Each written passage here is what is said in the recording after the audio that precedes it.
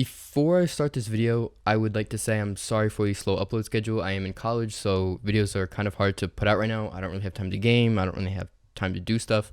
So I hopefully will get better with that throughout the year. But yeah, MetKeys did send this out to me. This is the Darmoshark M3 4K. I put this review out for a minute. I shouldn't have. I just haven't had a lot of time to game. I also did see the drama surrounding people shilling MetKeys. I can't speak for anybody else but me. I don't get paid from MetKeys, so it doesn't matter if I show them. They don't care if I hate on a product or not. They're not the ones manufacturing it, so just put that out there. MetKeys just sells things. They don't manufacture things. Anyway, they did send this out to me, so thank you to them. But obviously, it doesn't impact my review. Like and sub, use my code in the description, save you a bunch of money. This is a $70 4K mouse. So comparatively, this is it right here. It does come in 3 colors. It comes in blue, white, and yellow, I believe. This is technically white.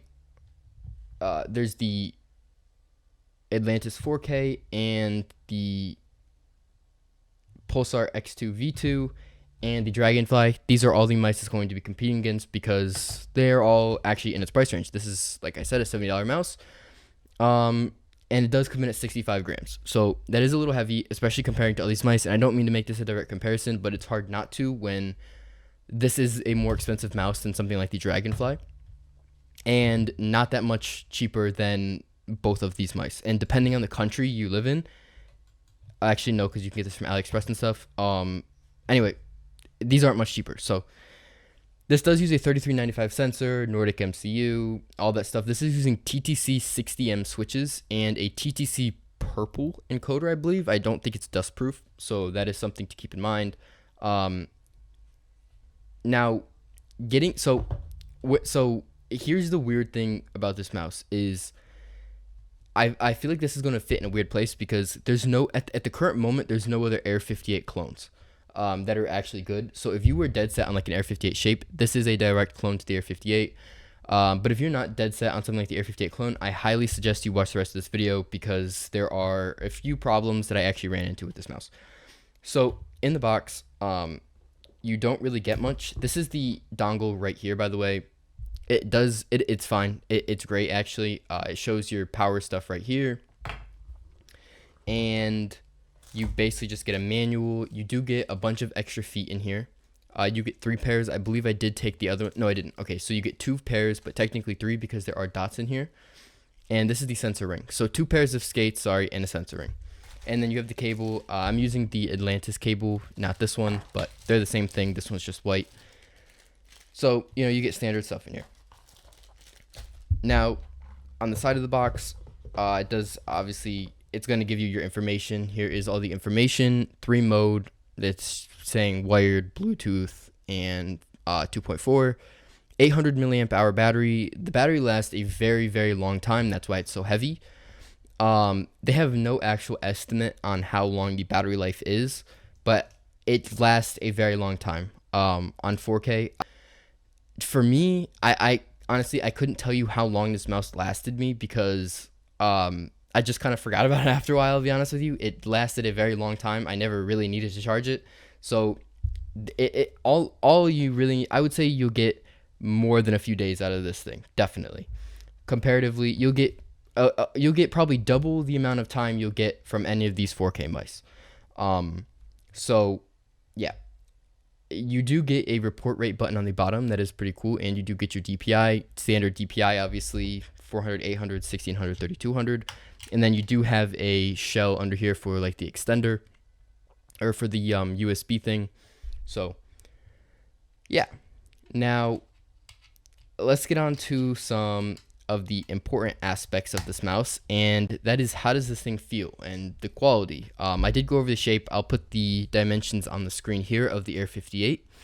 The overall quality of this mouse is decent.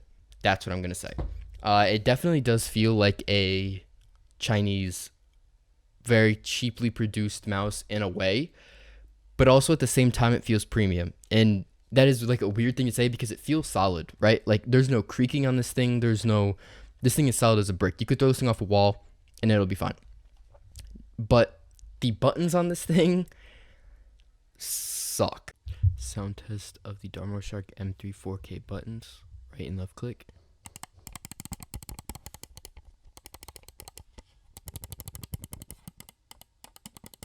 Side buttons.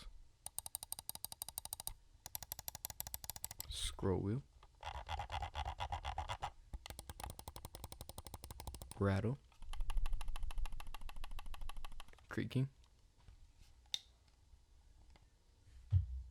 See, there's a ton of travel. And there's a ton of pre-travel. There isn't much side wobble, a little bit on the clicks, but the clicks don't feel good. They're super stiff. They're not crispy at all. They're just clunky. They're even clunkier than the Razer V2 Pro clicks. They're just very clunky feeling clicks on this mouse specifically. I've tried TTC 60Ms on other mice. They feel great. This one, I don't know what's going on with the shell, but it doesn't feel good. And also, this also has that thing, that classic Finalmouse thing where when you press this down, when you press on the side right here, it just slams into the shell. It doesn't even click down. So if you're clicking over here, you actually will have to press against the wall. I can't even click like this. This isn't clicking. So, yeah. And the same thing here, you can literally just see how much travel there is when I'm just pushing like this. The click is bouncing back and forth. So that's something. The side buttons are actually good. They're decent, I should say. They are, I always liked the shape of the Air 58 side buttons. I thought they just felt natural to click, the shape of them. But the front side button definitely has some movement side to side, and it also has some post travel. It also has a ton of pre-travel. Okay. So yeah, the front button is kind of busted. But the back one isn't that bad. There's quite a bit of pre-travel, and actually there's quite a bit of post-travel, and there's some wobble. Okay, so I take back what I said. But when you're just clicking them, they feel average. But they actually are very mushy now that I'm pressing down on them. Yeah, okay. Now going on to the scroll wheel. So the scroll wheel kind of feels, so the rubber band on this thing feels very similar to the Ultralight 2. The size of it feels identical to the Ultralight 2. It's sort of similar to actually what a Finalmouse wheel kind of feels like. It's very loose, very cheap feeling. It's kind of like an office mouse, like, you know, like those HP mice with that rubber ring around it, and they go like, I don't know, they make like a weird sound. That's what this scroll wheel feels like. And the click is okay. It's average. It's definitely a little bit harder to press down, but it's whatever. There is quite a bit of wobble also on the scroll wheel, and the rattle there's a lot of it.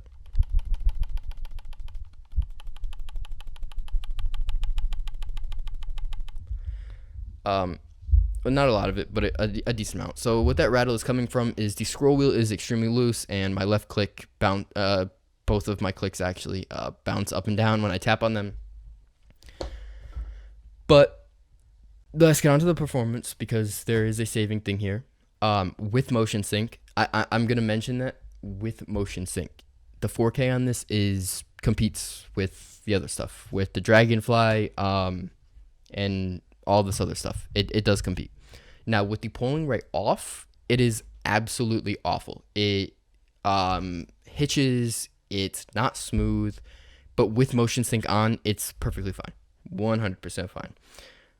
You can adjust the click latency in the software. I will go over the software. One very annoying thing I'm going to mention about this mouse with the software is, so there's two different softwares. There's the Darmoshark M3 software, the original, and then the 4K. So I obviously installed the 4K because I have the 4K. But then when you close out of it and then you shut down your computer, for whatever reason, this one just always goes back to the normal one, and I have to reinstall it from their website. So anytime I want to use the software, the settings do save on board, but you have to reinstall the software. But there's nothing interesting on here. You can change the debounce, and you can change all of it.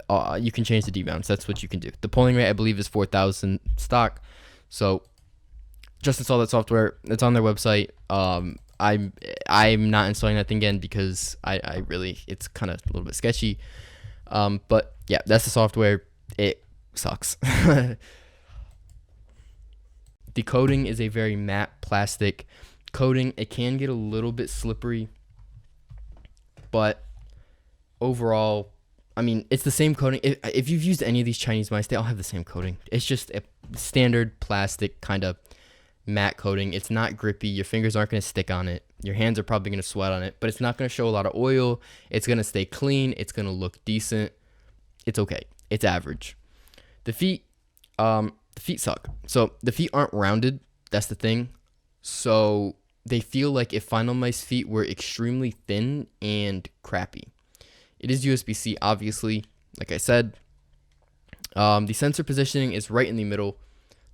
And, I mean, that's really all you got for that. But one thing I'm going to mention is the weight balancing on this thing, it's pretty back heavy, I think, in my opinion.